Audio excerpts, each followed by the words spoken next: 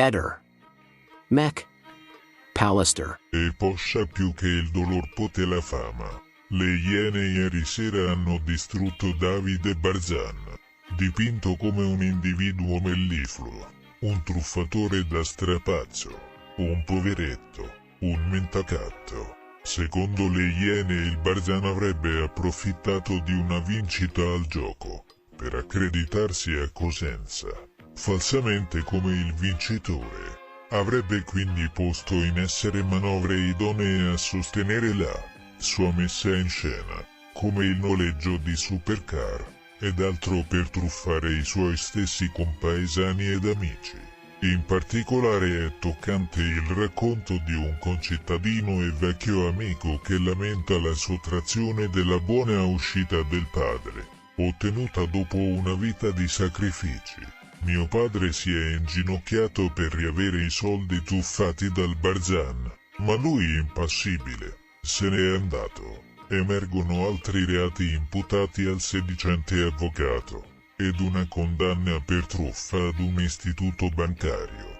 Cercare di truffare una banca non è sintomo di grande furbizia, ma Barzan ci aveva provato e si è beccato una condanna.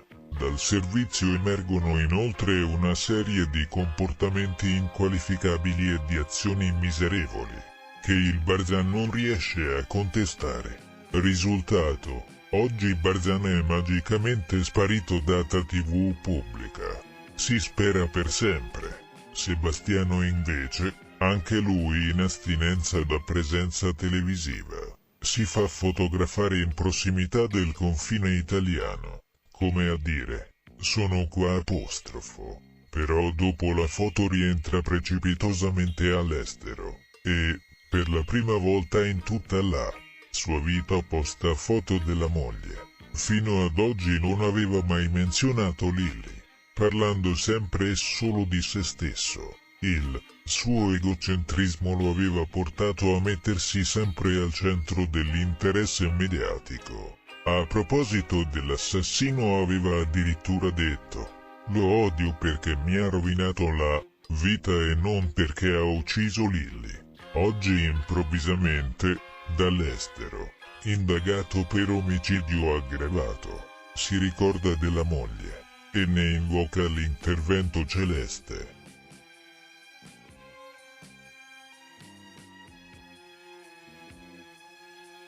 Da 2 anni tutta Italia sa che cosa è successo a Jasmine. Finalmente, meglio tardi che mai, anche qualcuno che indaga ha deciso di ascoltare l'albergatrice. Sì, penso di sì, e sono contento che finalmente sono riusciti, ci hanno chiamato anche lei a testimoniare, perché aveva già rilasciato le sue dichiarazioni l'altro anno, e però non l'hanno mai chiamata.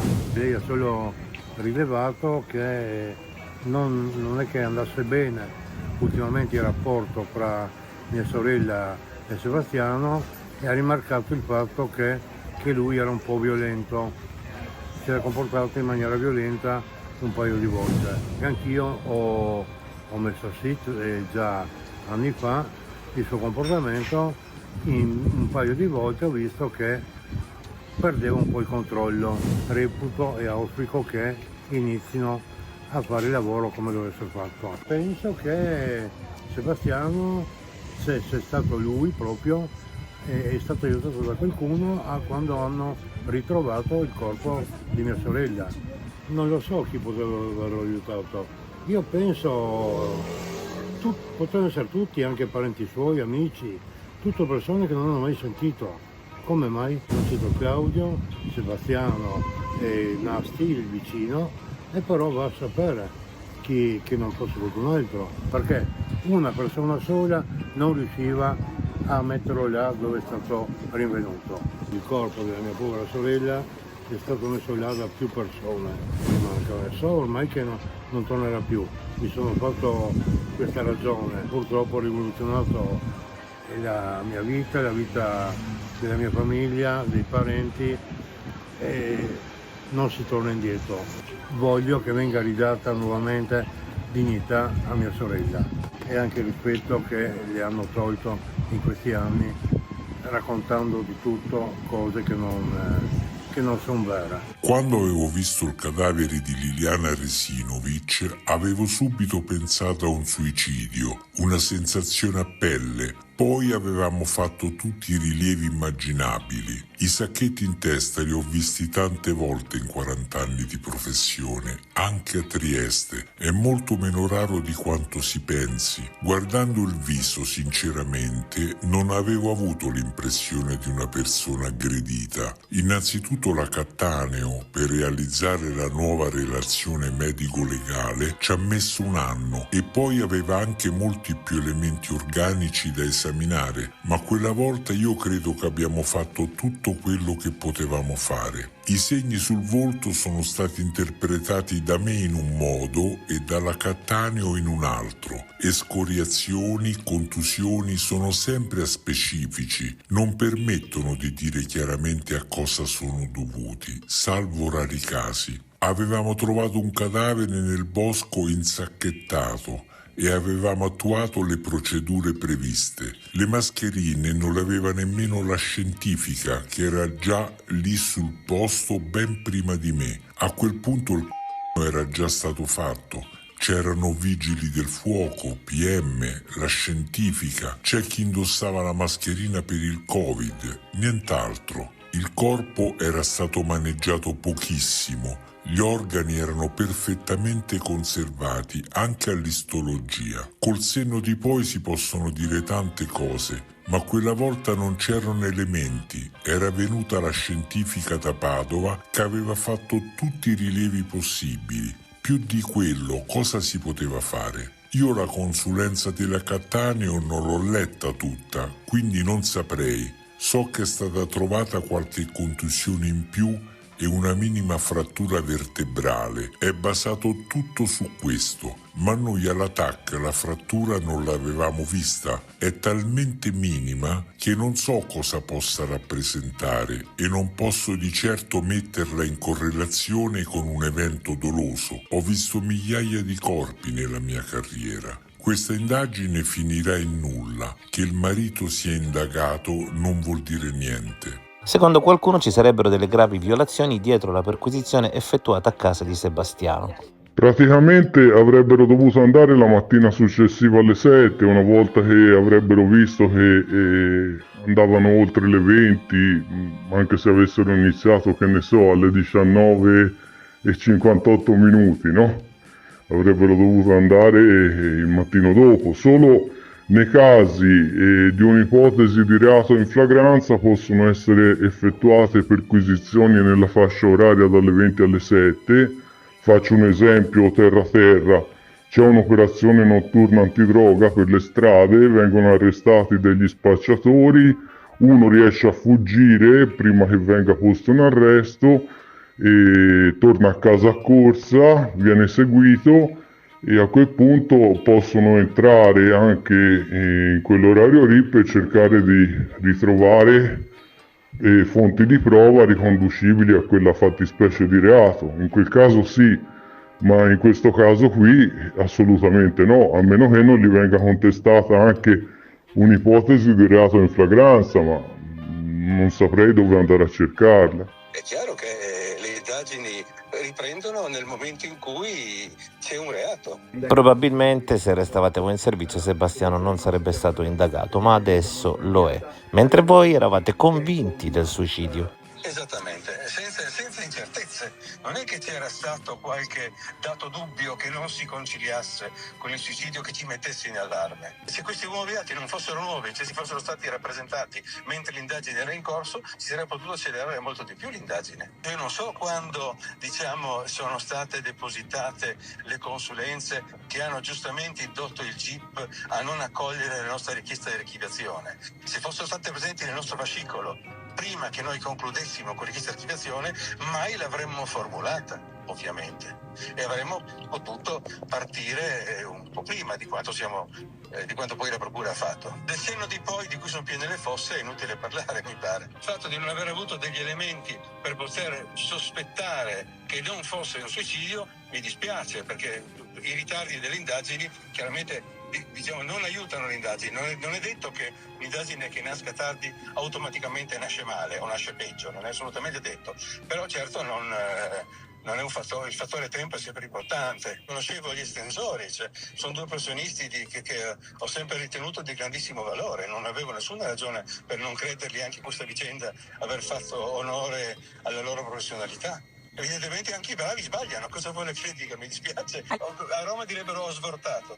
Ma se la vostra richiesta di archiviazione è stata respinta, vuol dire che già c'erano gli elementi per capire che qualcosa in questa vicenda non quadrasse. Il caso dell'omicidio di Martino Caldarelli, 48enne di Isola del Gran Sasso, Teramo, ha scosso profondamente la comunità abruzzese.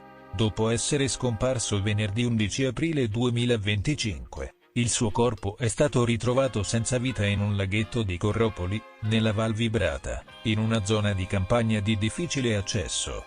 Caldarelli, ex DJ e attualmente operaio, viveva con la madre nella frazione di San Pietro. Il giorno della scomparsa aveva detto di recarsi in palestra a Valvomano, ma non vi è mai arrivato. I familiari, preoccupati, hanno denunciato la scomparsa il giorno seguente. Le indagini dei carabinieri si sono concentrate sull'ultima posizione nota del suo cellulare, localizzato nella Val Vibrata, e sulla sua Fiat Panda rossa, che è stata successivamente ritrovata bruciata a Giulianova. Le indagini hanno rivelato che Caldarelli era stato adescato online da una donna di 26 anni, con la quale aveva stretto amicizia tramite chat. La donna lo aveva invitato nella sua abitazione a Corropoli, dove viveva con il suo compagno di 40 anni, un uomo con precedenti per reati contro il patrimonio. Una volta arrivato, Caldarelli è stato minacciato e gli sono stati richiesti denaro e l'auto.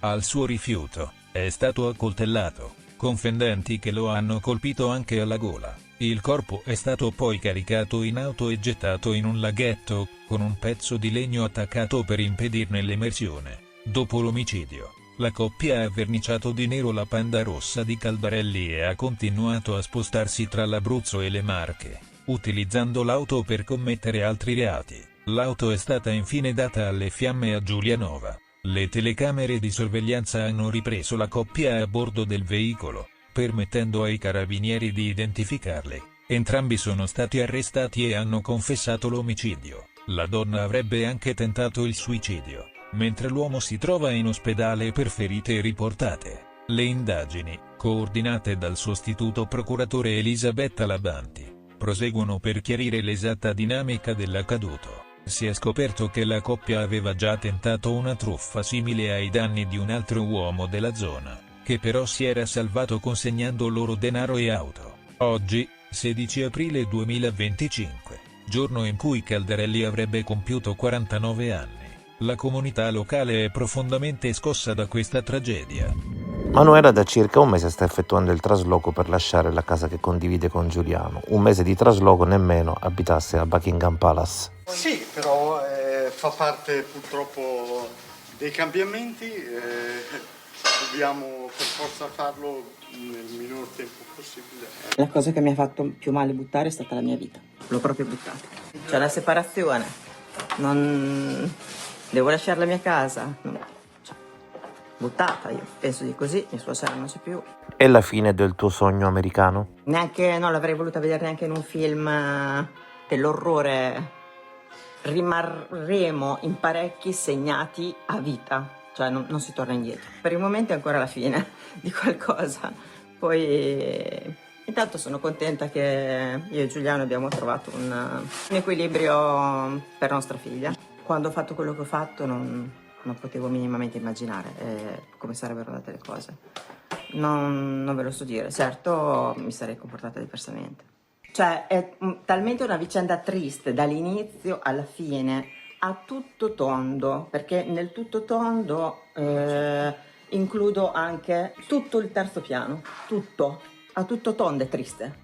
Valeria dovrebbe aver ultimato le pratiche per la vendita della sua abitazione, quindi anche lei a breve dovrebbe lasciare via del Ciclamino.